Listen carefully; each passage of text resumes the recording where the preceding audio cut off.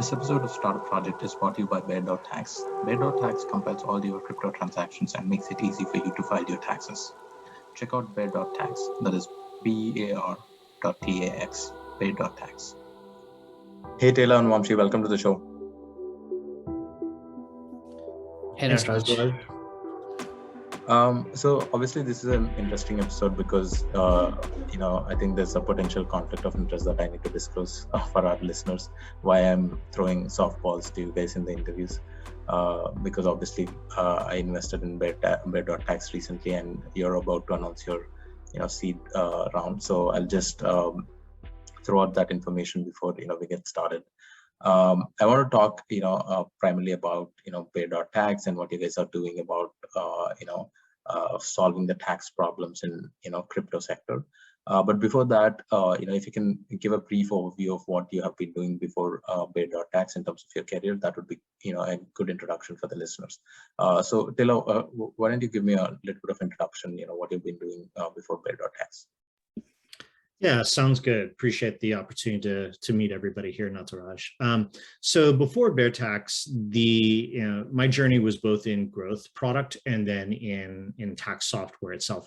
I never thought I was going to be the guy that say, hey, I'm into tax software, but I experienced tax as a challenge in businesses that I grew before. And so, in my when I was looking for a next role to take on, I actually ended up as the product manager for the flagship product at a company called Avalara, which is the indirect tax, sales tax, GST, and VAT leader, and really helped grow that business through international expansion, product expansion, distribution, self-service strategy, from about 40 million in revenue to about 160 million in revenue in IPO. And I really kind of got bitten by the bug of solving tax problems at scale. And so I've helped a number of Fortune 500 companies with that on a consulting basis, and got the opportunity to really get involved with Bear.Tax, and it's innovation happening in tax, and that doesn't happen too often. So that's really what drew me in and kind of where I'm coming from to head at this problem set. Vamshi, what about you? Myself, I have been into the product building, making products. It's more on the technological side. So I've been a UI UX consultant for the past 11 plus years. So I am into interfaces.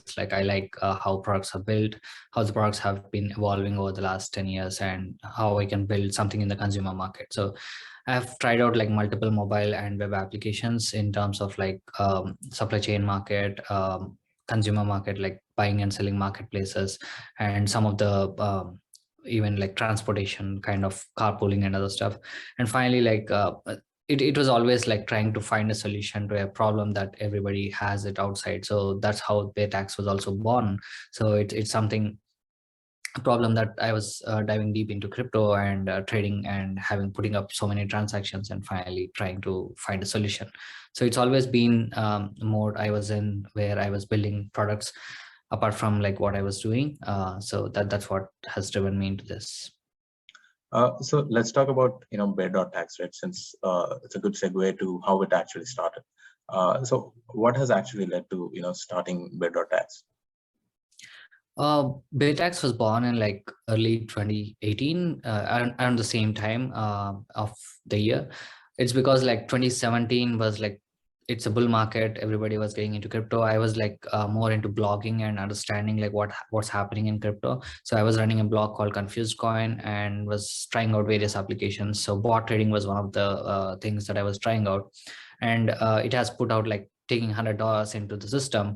The code has put out about 18,000 transactions, which is a lot.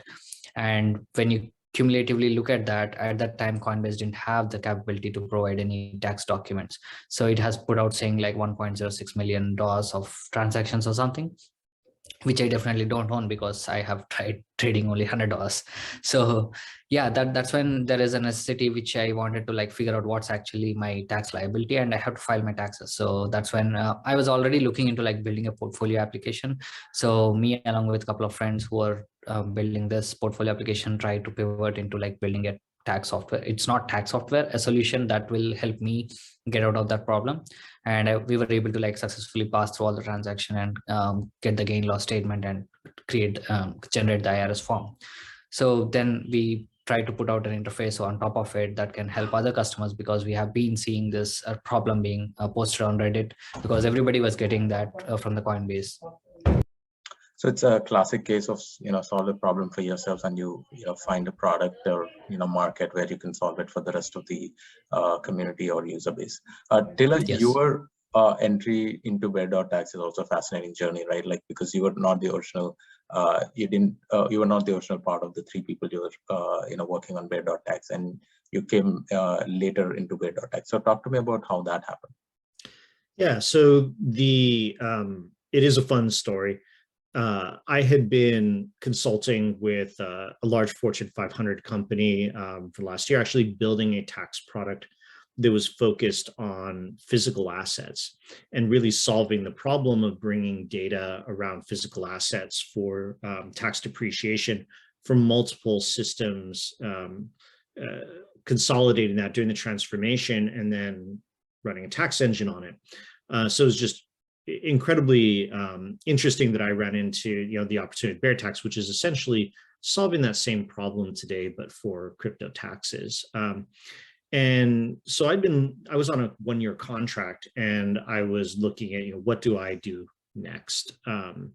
The company I was working for is very much a enterprise where people need to sit in a seat, and I'm much more entrepreneurial, and that didn't really appeal to me. So I'd been looking on a site called MicroAcquire, and I actually found, Vamshi had been looking for partners that, could come in and help transform the business.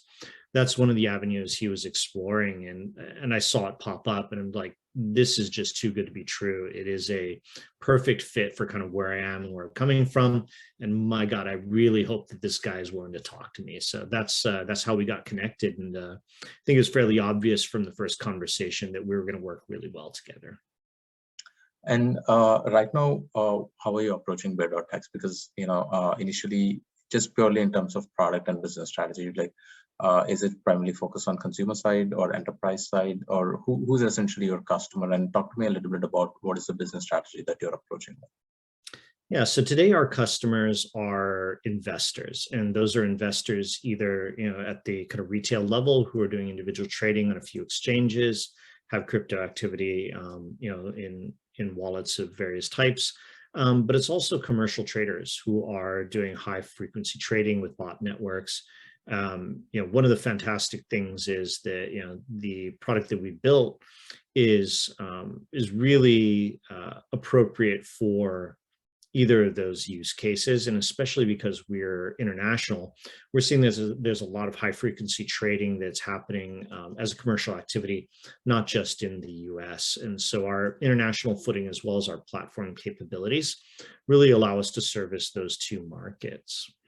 In terms of kind of product strategy and where we're going, we're going to double down on that. And really the vision that we have is a planet scale tax engine. We think that we can solve this globally for every user, every crypto investor in the market. And I built the team that can actually go and execute on that.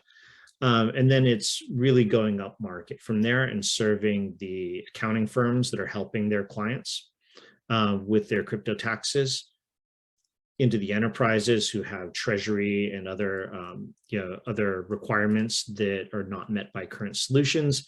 And then eventually, potentially into supporting governments as they interact with crypto tax data. That's one I want to double click on, just because the issue of government is sensitive to the decentralized nature of crypto. So we're going to be really sensitive about that, and I'm only eager to get into the government sector to enable overall growth of the crypto market. And that's really only going to happen when government is comfortable that there's both tax compliance and risk management and governance happening. So we're looking at the right balance of that, but really I'm interested in opening the market through serving government while maintaining the value of the decentralized nature of crypto. And we'll only get into that area of business when I can solve both of those. Yeah, I think the compliance part is interesting, because when you see how many exchanges that are out there, we have Coinbase, we have so many exchanges that are out there, But one key differentiator between a successful exchange versus unsuccessful one is the compliance, right? Because compliance matters at the end of the day, even though it is decentralized. Even though it gives you pseudonymous things that you can do with crypto, but at the end of the day, you want it, if you want it to be legal and if you want it to exist in some form, I think compliance will come into picture at some time, and that's the only probable way that you actually evolve the whole sector. But another interesting thing I want to talk about is there are a lot of areas that are coming up in crypto, right? There is DAOs, there are NFTs, and there are different types of smart contracts that are coming up. What is your typical user focused on right now? So, I'll answer that, and I think Vamshi will probably have an informed point of view on that. But the majority of users are primarily investing in the major coins, but it's the degree of experimentation that we're seeing happening outside of that that's really increasing. So my sense is that more people are getting involved in experimenting in the more cutting edge aspects of crypto, and so most of them are probably still maintaining a certain percentage of their activity that's focused on that, and they've got a core that's focused on the well-known and understood coins and blockchains. But we're seeing more people that are experimenting with that 20% of their portfolio they're putting towards the more experimental and higher risk options that are out there. We increasingly see, to add to that, as Tila was mentioning, so that 20% of their portfolio, like people try to take it the risky way. So they either like do some liquidity pooling, they take it and stake it on some of the platforms, and also the new play to earn games and staking your NFTs and all that stuff. So yeah, there are users, like a good amount of users doing all the risky DeFi stuff, venturing into like various unknown parts and trying to maximize the yield. But when we come to like what's our majority user look like, it's mostly the sticking to exchanges and trying to invest it and grow it over the period of time. So looking into more long-term gains. I mean, it's quite interesting that a couple of years back, everyone used to talk about 2 to 5%, and suddenly we see the 10 to 20% allocation of crypto coming into in general popular culture. Like everyone now talks about 10 to 20 versus 2 to 5%, which used to be the case.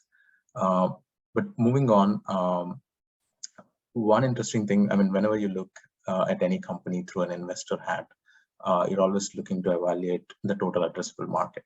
And there is still, when right now, if you look at all the tax engines / tax companies that are in crypto space, there are a couple of companies, at least in the US, which have become big and sort of like, getting the status of, we are the tax company for crypto sector, right? How do you guys, and Taylor, you've been outside Bear.Tax and now inside it, right? Like, how do you see the total market potential here, and how do you think about that market in general?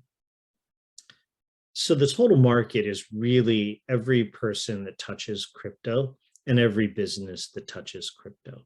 And essentially, that's a converging line with the entire population. Our goal is to service that as much as possible, and then to make those lines converge as quickly as possible. So the total addressable market is within 5 years a majority of the world's population, both in terms of businesses and people. That's where we're setting the line, and that's what we're going after. In terms of generally talking about crypto, what do you see? And I just want to move away a little bit from Bear.Tax and talk about crypto sector in general. What do you see are the new things that you're expecting to happen in the next couple of years? Yeah, so we're seeing some interesting patterns emerge. I think that NFTs are particularly interesting from a tax standpoint because they're creating new conditions. So it's a condition where both sales tax applies and the income taxes, and that's new. That's never actually existed before. Additionally, we're seeing that governments are really struggling with how to classify what kind of, what is crypto? Is it an asset? Is it gambling? Is it something else? And I think the core message here is that there is not an appropriate classification that exists today, and that we will need to create new ones from a tax standpoint that will have their own specific tax treatment. So those are the kind of the two emerging factors. The other one that I really see moving forward is central bank digital currencies.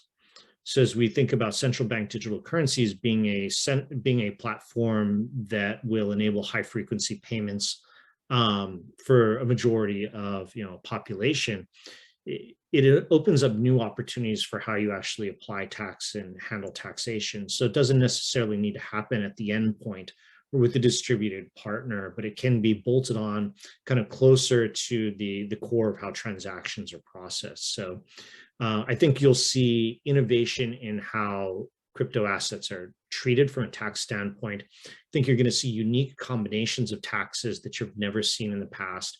I think that'll create disruption in actually the entire system of tax, and ideally will lead to rethinking of how taxes actually should be applied with the new capabilities we have. Should we keep the existing legacy tax systems because that's what's always been done? Or does shifting and coming up with a system and an approach that's appropriate for the crypto and Web3 world unlock potential in society, in our economy, that has not been there before? And that's the end state that I'm looking to get to. That's what I think will happen. I think a lot of companies that have built businesses on the existing way of taxation and commerce will have a big chasm to cross and will have a hard time doing it. And so, I think that there's also a lot of opportunity there. I think that's very interesting, because when governments come into crypto and do their digital coin, one of the things that will be disrupted is the legacy payment infrastructure, right? Because any payment company that we talk about or listen about is essentially built and is interacting with either Visa or MasterCard, especially in the developed markets. And there is a hint of this change, especially when you see in India, Visa and MasterCard networks don't really work, right? Because India created their own payment network, which is UPI, and that essentially takes out Visa's and MasterCard business, and they have to now innovate on their business model. How do you create a product when there's no need for any new network, or that Visa and MasterCard today currently established? So that sort of will play out even in developed markets when Visa and MasterCard's network are not needed and everything is running on blockchain, and government created this currency which is interoperable with other government currencies potentially, and then you are potentially looking at a lot of foreign exchange markets, a lot of companies whose business models rely on Visa and MasterCard are sort of have to adapt and change at the core of it, and their core nature of business would probably also change. And same with, as you rightly pointed out, with the taxes. So obviously one of the geographies that is huge right now in crypto is India, and I also closely follow for obvious reasons. And India recently, I think came out with their own, suggestions and changes with regarding to crypto. Talk to me about, how those changes, are impacting crypto in general in India and their adoption. Also, what it means for taxation. Yeah, this is a development we've been waiting for, and frankly, one that I've been following since, since before I was even really involved with Bear.Tax. The reason is that I see India actually being on the leading edge of innovation, particularly related to the disruption that you mentioned that's coming for payment network providers in the US and elsewhere. There's less entrenched issues that need to be moved out of the way for crypto. And there's also, I think, interesting positive political factors that are at play. So, I'm really interested in the India market because of the size of the market, but not just because of the people who are adopting it now. It's because of who they are. It's because of the potential that they have and the potential penetration that will follow. So what we've really been seeing is that crypto has been transformative for the less advantaged portion of the population. So it's a great investment vehicle, but it's also a secure savings and remittance vehicle. And that utility is super important to folks to maintain security of this, the assets that they have, to make sure that they've, that they're able to spend them to prevent theft. That enfranchises a large portion of the population that generally has not had that same kind of seat at the table. And then it enables at the same time the ability to have an entirely new asset class and revenue activity through people that are investing in crypto, and the tax there that can be devoted to to be redistributed and to help the overall economy. And so it's political factors, it's who is being affected by the political factors there, and then it's also the the economic opportunity of the revenue that the government can generate and direct towards helping the people that excites me. The business opportunity is great. The companies there are fantastic, but it's really the opportunity to kind of do good and to be able to be a positive force in the economy. And I think an interesting theory that I recently encountered with India's change in tax policy towards crypto is traditionally India, if you look at the tax paying percentage population, it's pretty low when you compare to any other developed country, right? And there's this theory that someone on Twitter, I think on Twitter, came up as the fact that we are making crypto and providing a guideline for crypto taxation is basically securing future generation and ability to pay taxes in general. So you're essentially creating top of the funnel for collecting taxes in general for India. So it's an interesting thought. I thought would be interesting to share with the listeners. But I want to move on to the since you recently, as I mentioned, recently raised your seed round. I want to talk about what has changed in your perspective about fundraising before and after raising capital for Bear.Tax. Sure. So the process of raising capital for Bear.Tax has been just a lot of fun, right? It's been incredibly productive, and any entrepreneurs out there that are raising capital, I'd encourage you to use this as not only an opportunity to just get the money that you need to actually grow your business, but it's really use it as a forcing function to drive clarity of thought, to drive your plans, to refine those as you go, to really to improve your likelihood of success. For us, we've used it in that way. It's a rapidly changing market, and we are moving incredibly quickly as a team. So, having that forcing function of raising capital and needing to be crisp on our story and our plan continually as we do that has actually been an operational benefit for us. So, what we found is that it's a flywheel. The more traction you get, the more interest you get, the clearer your story is, the clearer your value proposition and how you'll make money, the more likely you are to attract capital.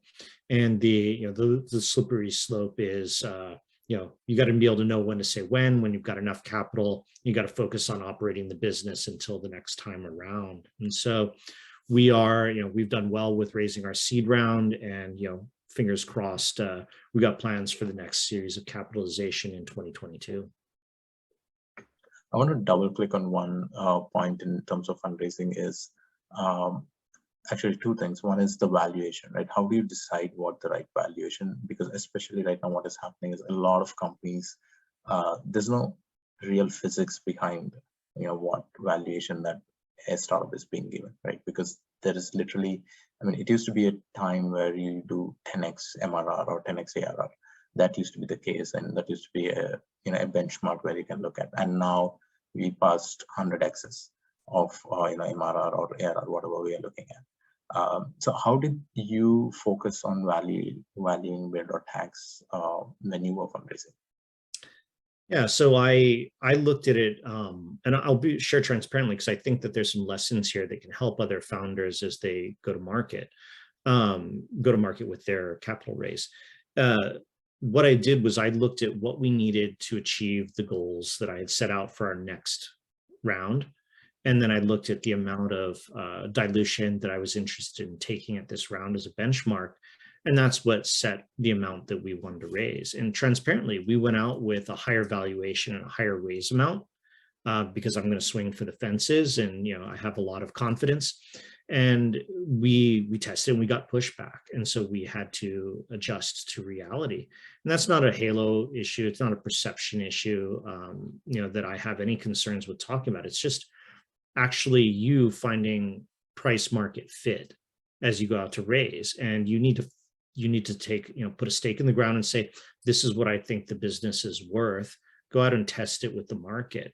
And anybody raising a seed round should probably consider kind of the first 20 to 25% of their pitches and conversations almost more price setting than actually pitching to close. It's unlikely that you're going to close at that stage as you're refining your story, but also you probably haven't priced your round right yet.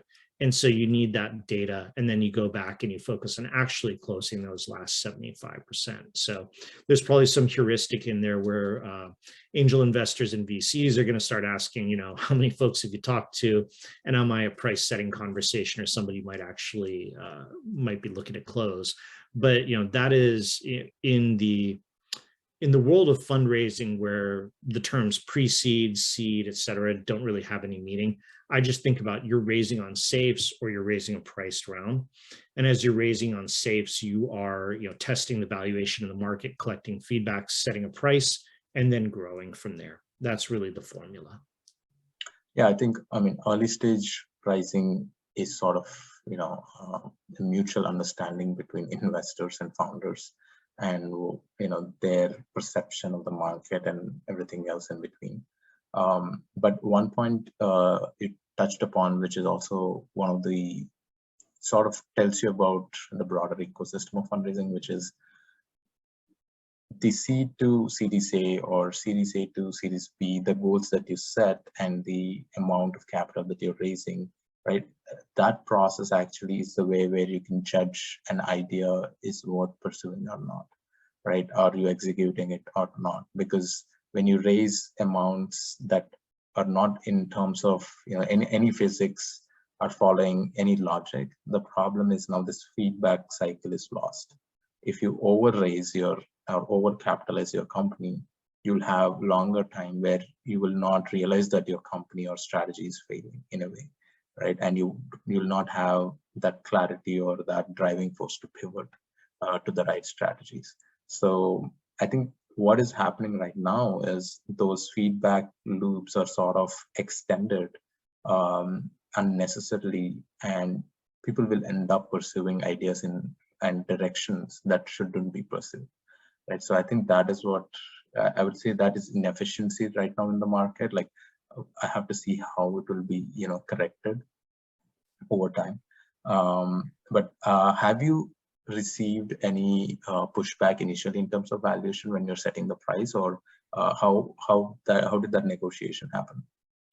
Oh yeah, specifically, there were some VCs or investors that were you could read it on their face, right, when you got to that part of the conversation. And it's very much about having the right EQ and listening for what the person means versus necessarily what they're saying. But we had some great folks that we talked to who were just really straight up front about it, and I respect them for it and deeply appreciate the outright response of like, that is more expensive than I would expect given the stage of your company. Is the market telling you that is what your company is worth? If not, then you should be looking at that and thinking about it. And I love investors that are upfront like that. So not all of them can or feel they can be, but we did get that direct feedback and we adjusted based on it. And I'm a huge believer in forcing functions and constraints, as you mentioned, right? Having too much capital and the ability to be undisciplined it's not a benefit, right? Having the money and feeling like you're not going to run out of money is great. Better to get that through revenue and through customers if you want that cushion and that good feeling. That's not what being a startup is about. Being a startup is about really understanding your constraints, executing on your plan within them, and having to make hard choices around what you're doing that make your business better, more viable, lets you capture more of the market. And those constraints are a tool. And if as an operator, you're not using that tool, you're missing out on a big part of what drives success in the startup world.